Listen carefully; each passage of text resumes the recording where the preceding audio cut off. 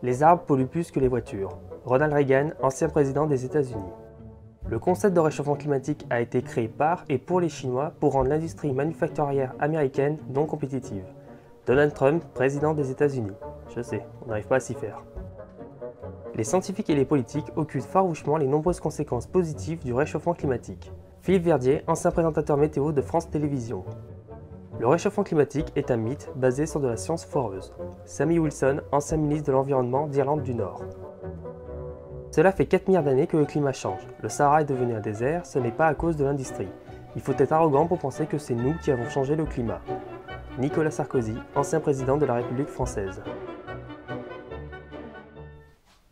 Avec ce petit florilège de citations, je pense que vous avez compris de qui on allait parler dans cet épisode. Ils ont peut-être vu aussi le titre de la vidéo? Oui, c'est une théorie envisageable. Mais bref, c'est parti pour le paléoscope sur les climato-sceptiques.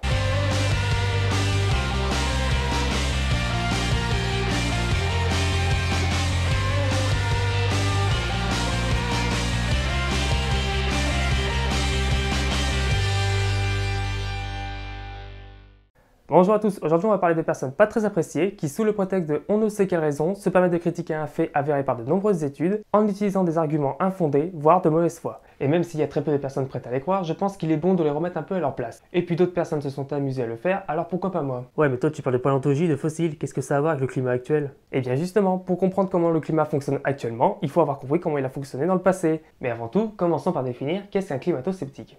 Il s'agit de personnes, principalement des scientifiques et des politiques, qui ne croient pas vraiment au réchauffement climatique, ou du moins à l'influence de l'homme sur ce dernier. Ils considèrent que le climat change parce qu'il l'a toujours fait, et qu'on ne pourra rien y faire. Alors c'est vrai, le climat de la Terre a toujours changé, il dépend de nombreuses variables que l'on peut séparer en deux catégories. Les variables externes et les variables internes, qui vont fluctuer de manière périodique. Concernant les facteurs externes, on peut citer par exemple les paramètres astronomiques, appelés également les paramètres de Milankovitch.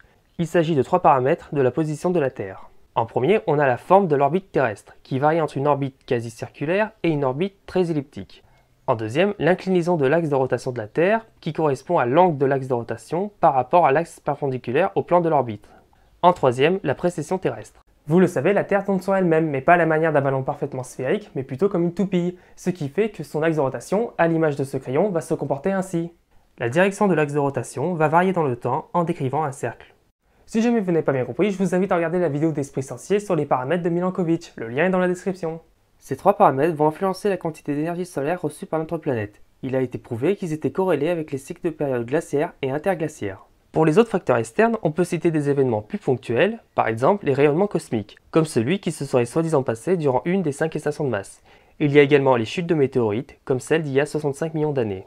Pour les facteurs internes, il existe plusieurs phénomènes sur Terre qui vont influencer le climat. Le plus connu est l'effet de serre.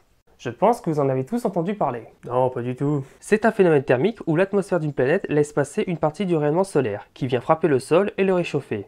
Ce dernier va alors émettre un rayonnement infrarouge qui va être partiellement ou totalement piégé par l'atmosphère grâce à la présence dans celle-ci de gaz à effet de serre. Les molécules de ces gaz vont en fait absorber une partie du rayonnement infrarouge et le transmettre aux molécules voisines.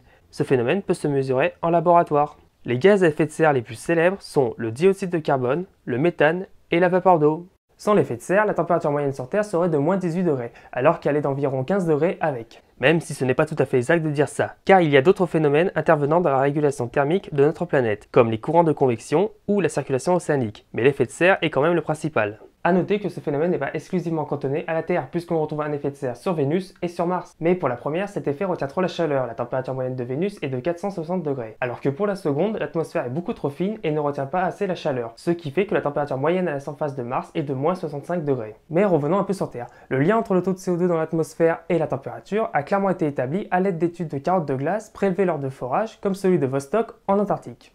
En gelant, l'eau va emprisonner des bulles d'air. L'analyse de la composition en gaz de ces bulles permet de savoir la concentration en CO2 au moment de la formation de la glace. A l'aide d'autres outils, les scientifiques peuvent calculer la température atmosphérique. Ainsi, lors d'un forage dans une calotte glaciaire, plus on creuse profondément dans la glace, plus on remonte dans le passé. Le forage de Vostok est allé jusqu'à 3623 mètres de profondeur. Les carottes de glace extraites ont permis d'étudier 400 000 ans d'histoire climatique. L'étude des carottes de glace de Vostok ont permis de montrer clairement que l'évolution du taux de CO2 est parfaitement corrélée avec l'évolution des températures. Donc les gaz à effet de serre sont bien des facteurs influençant les températures. Maintenant, parlons du réchauffement actuel et du rôle du CO2. Il faut savoir que depuis 1988, un organisme international chargé d'évaluer le changement climatique a été créé par le Programme des Nations Unies pour l'environnement et par l'Organisation météorologique mondiale. Il s'agit du GIEC, groupe d'experts international sur l'évolution du climat. Son but est d'examiner et d'évaluer les données scientifiques, techniques et socio-économiques les plus récentes qui sont utiles à la compréhension des changements climatiques. Il publie un rapport tous les 5-6 ans qui sont disponibles en ligne si vous voulez les consulter. C'est dans ces rapports que l'hypothèse de la responsabilité de l'activité humaine sur le réchauffement climatique a été synthétisée. D'abord hypothétique dans les rapports de 1990 et de 1995, elle s'est de plus en plus affirmée dans les rapports suivants de 2001 et de 2007. Mais quels sont les faits qui permettent d'étayer cette thèse ? Premier fait, entre 1906 et 2005, la température moyenne à la surface de la Terre a augmenté de 0,74 degrés Celsius. Bah ça va, ça fait pas grand chose. Non mais là on parle de climat, pas de météo. Gagner 1 degré en un siècle sur toute la planète, c'est pas comme gagner 1 degré dans ta ville du jour au lendemain. Tu fais exactement la même erreur que certains climato-sceptiques, tu confonds deux notions totalement différentes. Étudier le climat, ce n'est pas comme prédire la météo de demain. Ok. Le deuxième fait concerne la concentration en CO2 atmosphérique. Des études ont prouvé qu'entre la période pré-industrielle et aujourd'hui, elle a augmenté. Si vous vous rappelez, dans un de mes épisodes, je vous ai parlé des différents réservoirs d'eau présents sur la planète. Eh bien, on a exactement la même chose pour le carbone. Il est réparti dans différents réservoirs. L'atmosphère, la biosphère, c'est-à-dire les animaux et les plantes, les sources d'eau, l'hydrosphère, et le sol, la lithosphère. Il y a des flux naturels entre ces réservoirs. Et vous le savez, les principales ressources énergétiques utilisées par l'homme proviennent du sol, comme le pétrole ou le charbon. Ces produits riches en carbone sont issus de la transformation de matières organiques enfouies depuis des millions d'années, d'où le terme d'énergie fossile. Pour vous donner un exemple, les plus importants gisements de charbon proviennent de l'accumulation et de la sédimentation de débris de végétaux datant d'il y a 360 millions d'années, au Carbonifère. C'est d'ailleurs ce fait qui a donné le nom à cette période. Une fois extraits, le pétrole et le charbon sont utilisés dans diverses industries où ils sont brûlés afin de produire de l'énergie. Le problème, c'est que la combustion de ces produits va considérablement augmenter le flux de carbone entre le sol et l'atmosphère. La combustion massive de pétrole, de charbon et de gaz génère un flux d'environ 5 à 6 milliards de tonnes de carbone vers l'atmosphère. Ceci fait que depuis la période pré-industrielle, le taux de CO2 dans l'atmosphère est passé de 280 ppm à 388 ppm. Pour ceux qui ne le savent pas, ppm signifie particules par million. Il s'agit tout simplement du nombre de particules de la molécule étudiée, présente pour un total d'1 million de particules. Et enfin, troisième fait étayant la thèse du réchauffement d'origine anthropique, le CO2 est bien un gaz à effet de serre. Bah évidemment, tout le monde le sait. Bah justement non, parmi les climato-sceptiques, il y en a qui disent que le statut de gaz à effet de serre du CO2 n'a jamais été prouvé. Alors que si, il existe des expériences en laboratoire le prouvant, et des études menées sur des carottes de glace comme celle dont je vous ai parlé montrent bien l'influence du CO2 sur les températures.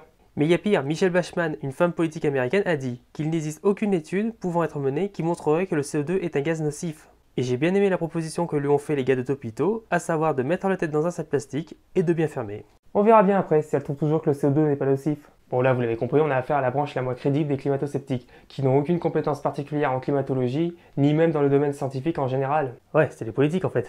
Oui, mais passons. Les trois faits précédents sont majoritairement admis dans le monde scientifique. Ce qui est contesté par la branche scientifique des climato-sceptiques, c'est les causes avancées pour expliquer le réchauffement actuel, à savoir le rejet massif de gaz à effet de serre par l'activité humaine. Le 1er et 2 décembre 2016 s'est tenue à Paris une réunion de climato-sceptiques appelée la Contre-COP 22. Cette assemblée était véritablement cosmopolite, puisqu'on y trouvait uniquement des hommes, blancs et âgés. Durant cette conférence, ils ont exposé la véritable cause, selon eux, du réchauffement actuel, à savoir le soleil. Cette hypothèse est soutenue depuis les années 90 par les climato-sceptiques, mais de nombreux scientifiques ont pointé des erreurs dans les données validant cette hypothèse. De plus, le rapport du GIEC de 2014 a comparé le forçage radiatif du rayonnement solaire et celui dû au gaz à effet de serre. Le forçage radiatif correspond à l'équilibre entre le rayonnement solaire entrant dans l'atmosphère et les émissions de rayonnement infrarouge sortant de l'atmosphère. Comme je l'ai dit, les gaz à effet de serre ont tendance à absorber les rayons infrarouges. Ils contribuent à réchauffer la Terre, leur forçage radiatif est donc positif. Pareil pour le rayonnement solaire, mais le rapport du GIEC montre que le forçage radiatif dû au gaz à effet de serre serait 40 fois plus élevé que celui du rayonnement solaire. Aujourd'hui, les scientifiques s'accordent en majorité sur l'idée que les activités humaines sont responsables du réchauffement climatique actuel. Pour preuve, entre 2013 et 2014, parmi les auteurs parlant du réchauffement climatique, seulement 4 sur 69 406 rejetaient cette idée, soit à peine 0,0058%. Donc en fait, la controverse n'existe pas vraiment chez les scientifiques, elle est juste entretenue par certains chercheurs et certaines personnalités voulant se faire remarquer. Et je ne parlerai pas des conflits d'intérêts avec de grands groupes industriels ou de la pression des lobbying pétroliers. Tu viens pas de le faire? Oups. Mais le problème, c'est que les climato-sceptiques sont plus à l'aise dans l'utilisation des médias pour véhiculer leur thèse. Et malheureusement, comme le dit un éditorial publié par Nature en 2010, les chercheurs sont complètement désemparés face au jeu des climato-sceptiques avec les médias. Et oui, la plupart des chercheurs n'ont aucun repère dans ce type d'attaque, car la place de la science n'est que superficielle. La politesse, l'honnêteté, les faits et leur utilisation ne sont pas de mise. L'éditorial de Nature indique que les chercheurs doivent saisir chaque occasion pour réaffirmer le consensus. Il ne faut pas que les scientifiques pensent que les données parlent d'elles-mêmes. Cela est aussi valable pour les gouvernements. À ce titre, si vous vous en souvenez, en 2010, des chercheurs français travaillant sur le climat ont écrit une lettre à la ministre de l'Enseignement supérieur et de la Recherche de l'époque, Valérie Pécresse, lui demandant d'exprimer publiquement sa confiance vis-à-vis de leurs travaux. Bon, elle a d'abord demandé l'organisation d'un débat au sein de l'Académie des sciences sur le sujet, lequel a eu lieu et a rendu son rapport la même année. Ce rapport conclut. Plusieurs indicateurs indépendants montrent une augmentation du réchauffement climatique de 1975 à 2003. Cette augmentation est principalement due à l'augmentation de la concentration du CO2 dans l'atmosphère. L'augmentation de CO2 est incontestablement due à l'activité humaine. L'activité solaire, qui a légèrement décru en moyenne depuis 1975, ne peut être dominante dans le réchauffement observé sur cette période. Ils reconnaissent qu'il y a encore des incertitudes sur la modélisation de certains paramètres, et les efforts des scientifiques et des politiques défendant le consensus sur le réchauffement climatique ont déjà permis la signature d'accords sur le climat, visant à réduire le rejet de CO2 dans l'atmosphère et l'utilisation des énergies fossiles, comme les accords de Kyoto ou plus récemment les accords de Paris. Et il semblerait que les émissions de CO2 commencent à se stabiliser. Entre 2004 et 2013, l'augmentation des émissions de CO2 était de 2,3% par an en moyenne. En 2014, l'augmentation est descendue à 0,7% et depuis, elle semble stagner. Mais cela reste très insuffisant pour enrayer le réchauffement. D'après les projections les plus optimistes, c'est-à-dire celles prenant en compte les accords de Paris, la température moyenne sur Terre devrait augmenter de 0,9 à 2,3 degrés Celsius d'ici 2100. Mais vu qu'en 2016, les Américains ont élu un certain Donald Trump à la tête du pays, un climato-sceptique qui ne croit même pas au réchauffement climatique, je ne suis pas vraiment optimiste. Mais bon, il est peut-être pas aussi con. Putain. Bon, laissez tomber, je pense qu'on va attendre dans 4 ans quand il aura dégagé. Non, mais t'inquiète pas, avec moi on va attendre moins longtemps. Ouais, en tout cas, il y a de quoi s'inquiéter. Les États-Unis sont quand même un des pays les plus pollueurs de la planète. J'espère que les autres dirigeants du monde sauront prendre les bonnes décisions, faute de quoi on finira tous par en payer le prix.